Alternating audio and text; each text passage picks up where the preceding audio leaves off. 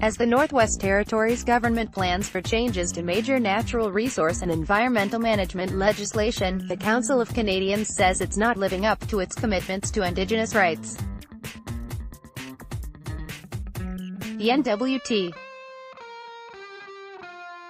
chapter of the Council penned a letter to Premier Bob McLeod on June 12, outlining its concerns that the post-devolution laws make no reference to the United Nations Declaration on the Rights of Indigenous Peoples nor to the human right to water. 5 things to know about devolution in the N.W.T. It seemed to us that it was an obvious omission, so we thought we'd ask the Premier as to why that commitment to a UN declaration wasn't reflected in our legislation, said Lois Little, co-chair of the N.W.T. chapter of the Council. Council of Canadians is a non-profit citizens organization that promotes progressive policies on social and economic issues including fair trade, clean water, energy security, and public health care. Little said it's a strong advocate of the Declaration, which is integral to most of the Truth N.W.T. Reconciliation Commission's 94 calls to action. The Declaration is a way around the world that the original peoples of various countries are able to participate in decision-making, and it requires free and informed consent, she said. That is a way of honoring Indigenous rights. It's a way of honoring human rights, and it is a way, in this country, of honoring the commitment to enact the 94 calls to action put forth by the Truth and Reconciliation Commission, the N.W.T.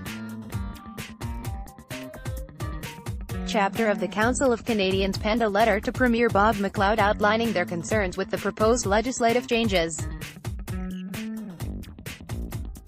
Bill Braden, CP. The Council's letter notes that, in 2008, the N.W.T.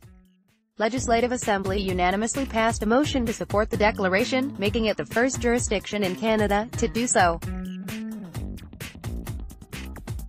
Previous year, the Assembly unanimously passed a motion recognizing the fundamental human right to water. Little said it's important for organizations like the Council of Canadians to hold the government accountable to those commitments. We want to see that actually happening and, you know, words are just that, she said. It is the actions that make the difference, the N.W.T. chapter was involved in stakeholder meetings on amendments to 7 bills, 5 being led by the Territorial Department of Environment and Natural Resources and 2 by the Department of Industry, Tourism and Investment. An isolated approach to petroleum legislation is troubling as it is likely to contravene many important N.W.T. government responsibilities with respect to human rights, public safety, and environmental protection. The Council of Canadians, N.W.T.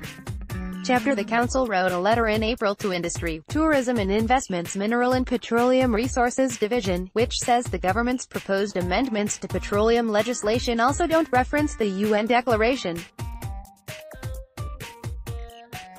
N.W.T.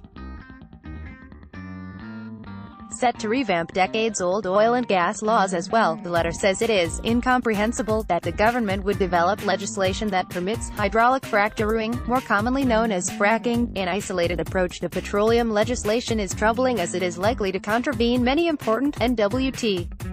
government responsibilities with respect to human rights, public safety, and environmental protection, it reads.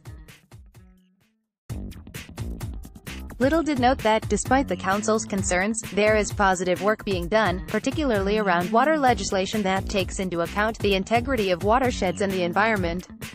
But she said the government has failed to connect the dots between legislation that recognizes environmental protections and rights and legislation that doesn't. The Department of Environment and Natural Resources had not responded to questions from CBC as of Monday morning. The Premier's office had also not returned CBC's request for an interview by Monday morning.